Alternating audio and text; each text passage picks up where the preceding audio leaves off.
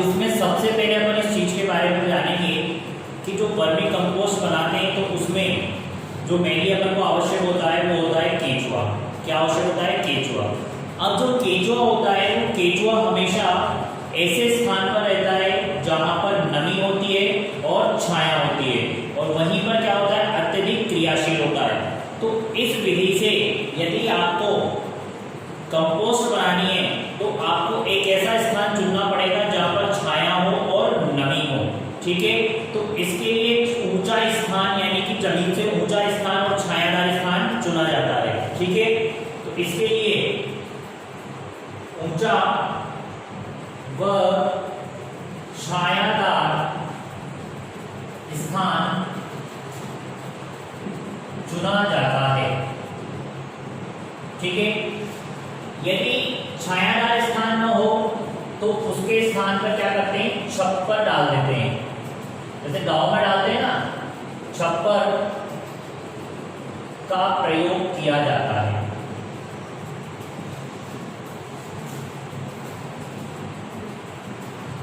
ठीक है, तो यदि आप इस वर्मी कंपोस्ट को बनाना चाह रहे हो तो आपको एक ऐसा स्थान चाहिए जहां जो ऊंचा हो, छायादार हो। छायादार नहीं है तो छप्पर का प्रयोग करके क्या कर सकते हैं? उसे छायादार बना सकते हैं। क्यों करते हैं? क्योंकि केंचुए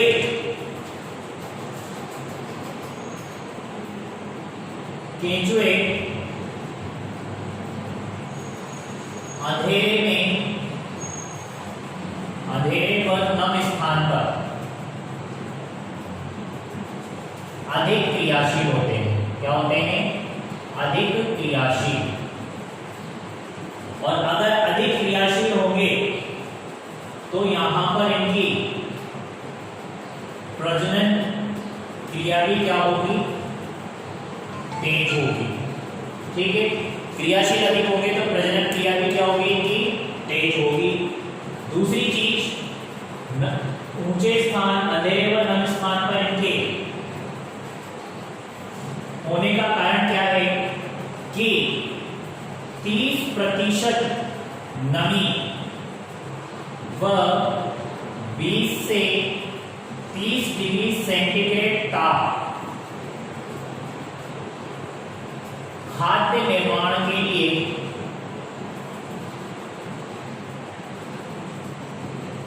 आवश्यक होता है। यानी कि ऊंचे व छायादार स्थान पर बनाने का मुख्य कारण है कि केंचुआ अंधेरे व नम स्थान पर अधिक क्रियाशील होता है। क्यों क्रियाशील होता है? क्योंकि 30% नमी व 20 से 30 डिग्री सेंटीग्रेड ताप पर खाद्य निर्माण के लिए क्या होती है? इनके लिए आवश्यक होती है। ठीक है,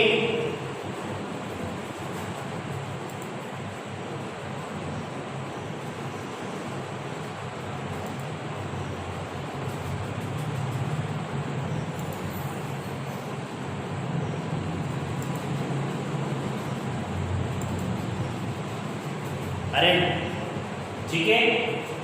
अब इसमें अपन बात करेंगे कि वर्मी कंपोस्ट बनाने के लिए क्या करते हैं। सबसे पहली चीज कि वर्मी कंपोस्ट बनाने के लिए क्यारियां बनाई जाती हैं। क्या बनाई जाती हैं? क्यारियां। जैसे खेत में क्यारी बनाते हैं ना, वैसे क्या बनाई जाती है? क्यारियां बनाई जाती हैं। क्यारियों की लंबाई 40 से 30 फीट की और चौड़ाई 3 से 4 फीट की रखी जाती है। कितनी? क्यारियों की लंबाई 40 से 30 फीट की रखी जाती है और चौड़ाई 3 से 4 फीट की रखी जाती है। ठीक है, इसके बाद में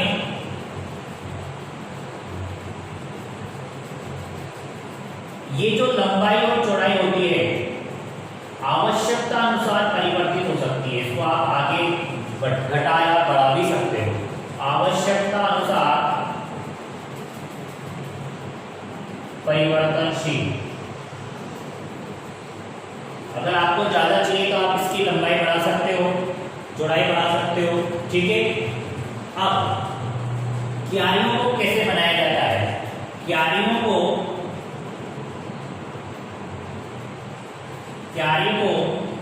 बनाने के लिए 3 परतें बिछाई जाती हैं। कितनी? 3 परतें बिछाई जाती हैं। प्रथम परत जो होती है वह 3 इंच की होती है। कितनी मोटी होती है? सबसे नीचे 3 इंच की परत होती है और इस 3 इंच की परत में कड़वी तो आप जानते हो ना, गन्ने का जो डंठल होता है, गन्ने का जो भाग होता है, ऐसे ही बहुत सारी चीजों के डंठल, ये सब क्या कहलाते हैं? कड़वी कहलाते हैं। आपके एक ही में आया होगा कड़वी, जूट, मामूली सड़ा हुआ भूसा व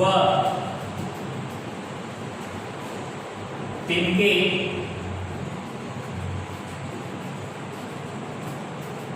यानी कि प्रथम परत कितनी होती है? प्रथम परत होती है 3 इंच की, कड़वी की, जूट, मामूली सड़ा हुआ भूसा व तिनके, इन सब की प्रथम परत बनी होती है। इसको करने के बाद में इसके ऊपर पानी को छिड़का जाता है।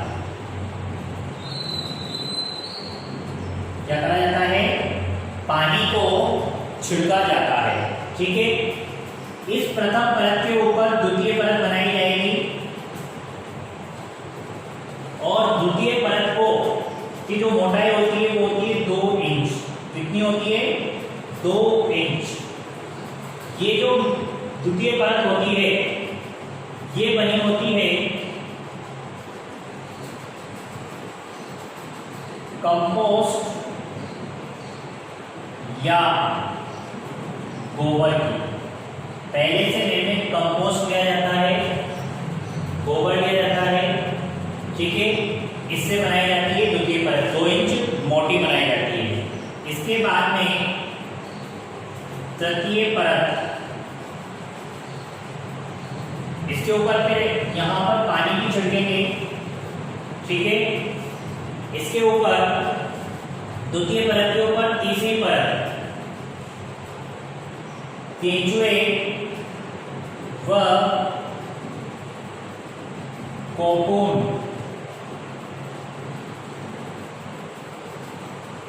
से निर्मित वर्मी कास्ट की परत। ठीक है। 3 परत, प्रथम परत 3 इंच की, दूसरी परत 2 इंच की, तीसरी परत केंचुए व कोकून से निर्मित वर्मी कास्ट की। अब इसके ऊपर लास्ट में क्या करते हैं? गोबर व मामूली सड़े हुए कृषि अपशिष्ट से मतलब जो खेतों में डंठल रह जाता है और भी जो चीजें जो खेतों में रह जाती हैं, कृषि से जो अपशिष्ट भूसा है, इन सब का, तो गोबर व मामूली सड़े हुए कृषि अपशिष्ट की परत बिछाई जाती है। ठीक है। तो इस प्रकार क्यारी को बनाया जाता है। क्यारी में 3 परत, प्रथम परत 3 इंच की, कड़वी, जूट, मामूली सड़ा हुआ भूसा व तिनके की, इसके ऊपर पानी को छिड़क दिया गया। द्वितीय परत 2 इंच की कंपोस्ट या गोबर की, इसके ऊपर भी पानी छिड़क दिया गया। फिर तीसरी परत में केंचुए व कोकून से निर्मित, यानी कि केंचुए और कोकून दोनों का मिश्रण जो अपन ने सबसे पहले पढ़ा था कि वर्मी कास्ट, तो वर्मी कास्ट को डाल करके इसके ऊपर गोबर व मामूली सड़े हुए कृषि अपशिष्ट की परत को बिछा दिया जाता है ताकि केंचुए ऊपर से बाहर न निकल जाए। ठीक है। इस प्रकार इस क्यारी की ऊंचाई कितनी रहती है? क्यारी की ऊंचाई 1.5 फीट तक हो जाती है। कितनी? 1.5 फीट तक हो जाती है। ठीक है। तो इस प्रकार से क्यारी बन जाती है। इस क्यारी के ऊपर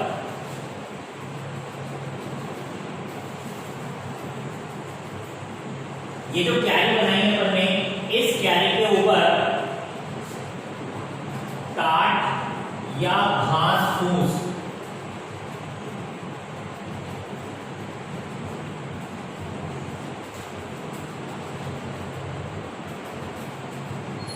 को रखा जाता है। टाट या घास फूस को रखा जाता है और इसको ढक दिया जाता है ताकि इसकी नमी क्या हो, बाहर ना निकले। और समय समय पर पानी को छिड़का जाता है। ठीक है, तो ध्यान समझो, क्यारियां 40 से 30 फीट लंबी, 3 से 4 फीट चौड़ी, आवश्यकता अनुसार परिवर्तित कर सकते हो इसकी लंबाई चौड़ाई। क्यारी को बनाने के लिए 3 परतें, प्रथम परत 3 इंच की, कड़वी, जूट, मामूली चढ़ा हुआ भूसा व तिनके, इसके ऊपर पानी छिड़क दिया गया। फिर दूसरी परत 2 इंच की कंपोस्ट या गोबर की, फिर उसके ऊपर पानी छिड़क दिया गया। तीसरी परत केचुए कोकून से निर्मित वर्मी कास्ट की, और इसके ऊपर गोबर व मामूली सड़ा हुआ कृषि अपशिष्ट, जो खेत में जो अपशिष्ट सड़ जाते हैं उनको मिलाकर के परत बिछा दी गई। और इस प्रकार से जो क्यारी बनी उसकी ऊंचाई कितनी हो गई, 1.5 फीट तक हो जाती है इसकी ऊंचाई। अब इसके बाद में टाट या घास फूस से इसको ढक दिया जाता है ताकि इसमें क्या हो, नमी बनी रहे, और इसके लिए समय समय पर पानी को छिड़का जाता है। ठीक है, इस प्रकार से ये खाद को बनाने की, वर्मी कंपोस्ट को बनाने के लिए क्यारियों का निर्माण किया जाता है। अब इसमें जो अपन वर्मी कंपोस्ट बना रहे हैं, ये वर्मी कंपोस्ट अनुकूल परिस्थिति में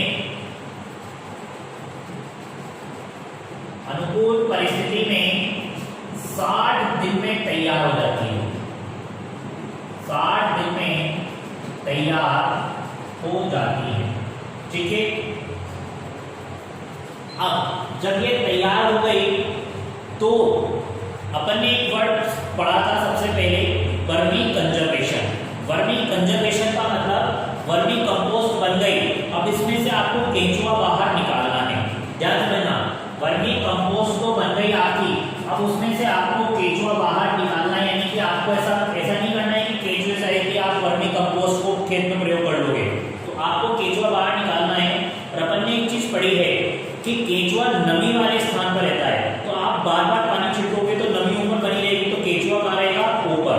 तो आपको क्या करना होता है, जब आपको वर्मी कंपोस्ट को यूज करना होता है तो उससे पहले नमी, यानी कि नमी को कम किया जाता है, इसके लिए पानी को छिड़कना बंद कर देते हैं। क्या कर देते हैं, पानी को छिड़कना बंद कर देते हैं। तो केंचुआ नीचे वाले स्थान जहां पर नमी रहती है, क्योंकि ऊपर तो पानी नहीं है तो नमी कहाँ रहेगी, नीचे, तो नीचे वाले स्थान जहां पर नमी रहती है वहां चला जाता है और वहां जाकर के नीचे अपना कार्य करता है। तो ऊपर से वर्मी कंपोस्ट को हटा करके खेत में प्रयोग करते हैं। इस प्रकार से क्या होता है कि वर्मी कंजर्वेशन होता है। तो इसके लिए कंपोस्ट तैयार होने पर पानी का छिड़काव बंद, ताकि केंचुए नीचे जा सकें। क्या हो, ताकि केंचुए नीचे जा सकें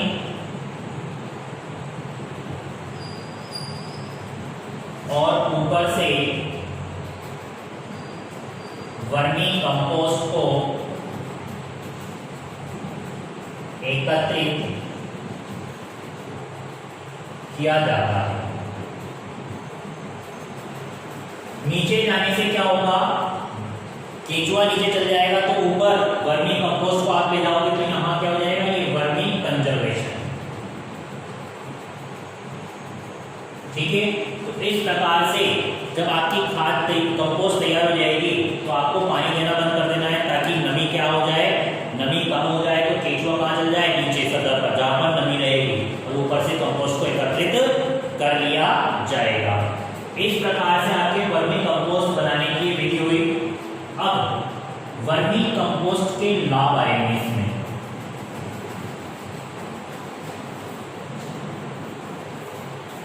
तो वर्मी कंपोस्ट का सबसे मुख्य जो लाभ है वो ये है कि वर्मी कंपोस्ट के अंदर गोबर की अपेक्षा, गोबर की खाद की अपेक्षा वर्मी कंपोस्ट के लाभ, तो पहला लाभ यही है कि गोबर की खाद की अपेक्षा पोषक तत्व अधिक होते हैं।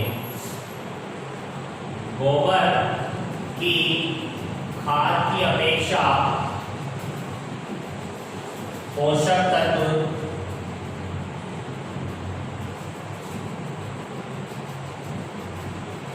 अधिक मात्रा में व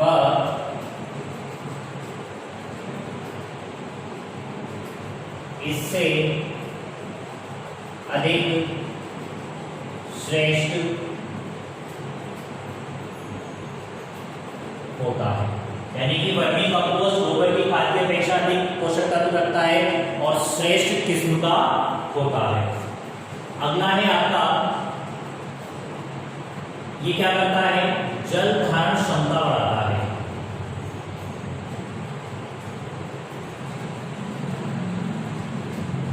जिससे क्या होगा, मृदा अपरदन कम, जिससे मृदा अपरदन कम होता है। ठीक है, तो यानी कि ये जल धारण क्षमता को बढ़ाएगा और जल धारण क्षमता बढ़ने से मृदा अपरदन क्या हो जाएगा, कम हो जाएगा। ठीक है, अगला, अब जल धारण क्षमता को बढ़ाने के लिए क्या करना होगा कि जैसे इसमें कुछ मात्रा में केचुए भी जाएंगे और केचुए कहाँ जाएंगे, नीचे सुरंग बना करके जमीन में जाएंगे और जब सुरंग बना करके जमीन में जाएंगे तो क्या होगा, इससे उसकी जल धारण क्षमता बढ़ेगी। अगला, ह्यूमस की खेत में ह्यूमस की मात्रा को बढ़ाता है। ठीक है, तो खेत में ह्यूमस की मात्रा को बढ़ाएगा, जो क्या होंगे, जो खेत में खरपतवार व दीमक के प्रकोप को कम करता है।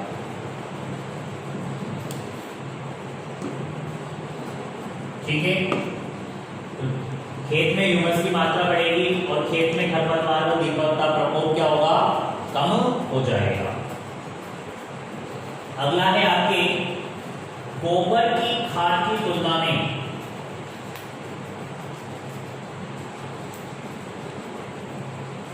एक्टिनोमाइसीटीज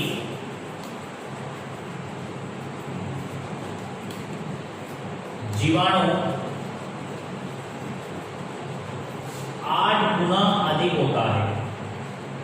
और अपन ने ये पढ़ा था कि एक्टिनोमाइसीटीज जो होता है वह क्या होता है, वह रोग प्रतिरोधक क्षमता उत्पन्न करने वाला जीवाणु होता है। तो इसका मतलब गोबर की खाद की तुलना में इसमें 8 गुना अधिक क्या होगा, रोग प्रतिरोधक क्षमता होगी। तो यहाँ पर 8 गुना अधिक होता है, जिससे इसकी रोग प्रतिरोधक क्षमता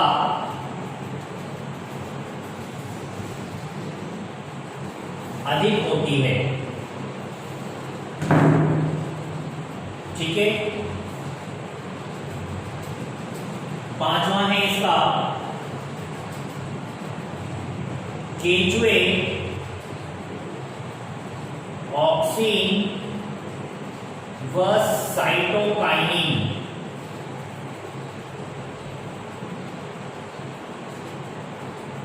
हार्मोन का स्त्रवण करते हैं,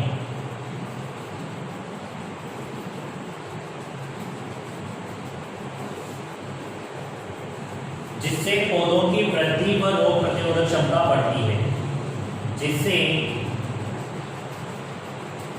पौधों की वृद्धि व रोग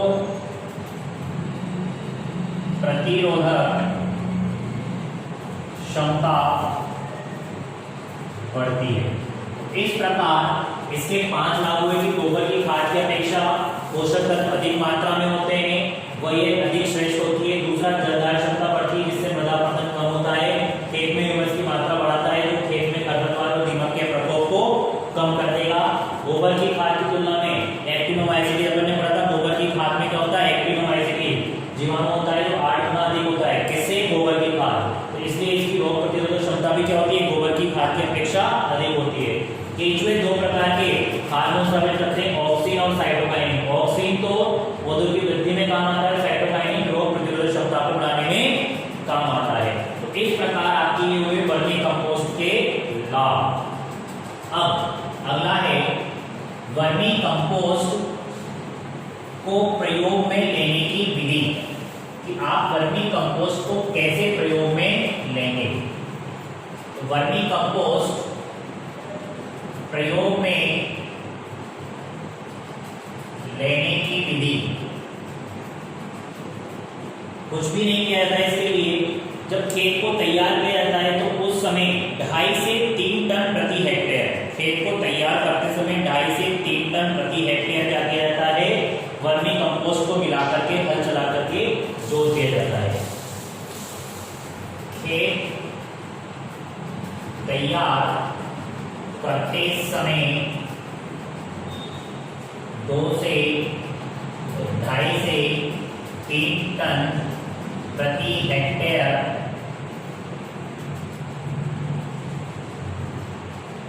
का प्रयोग करके हल द्वारा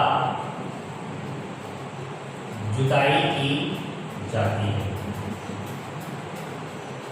ये तो हुआ फसल के लिए, लेकिन यदि आपको सामान्य रूप से ये करना है, यदि आपको फसल को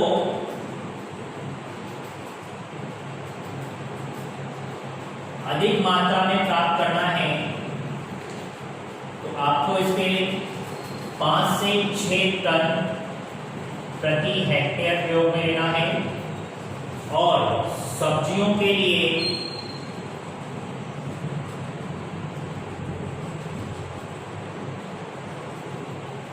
10 से 12 टन प्रति हेक्टेयर प्रयोग में लेना है। तो इस प्रकार से आपको वर्मी कंपोस्ट को प्रयोग में लेना है। खेत को तैयार करते समय 2.5 से 3 टन प्रति हेक्टेयर, और उसके बाद आपको क्या कर देनी है, जुताई कर देनी है। लेकिन यदि फसल को अधिक मात्रा में प्राप्त करना है तो 5 से 6 टन, और सब्जियों के लिए 10 से 12 टन आपको प्रयोग में लेना है।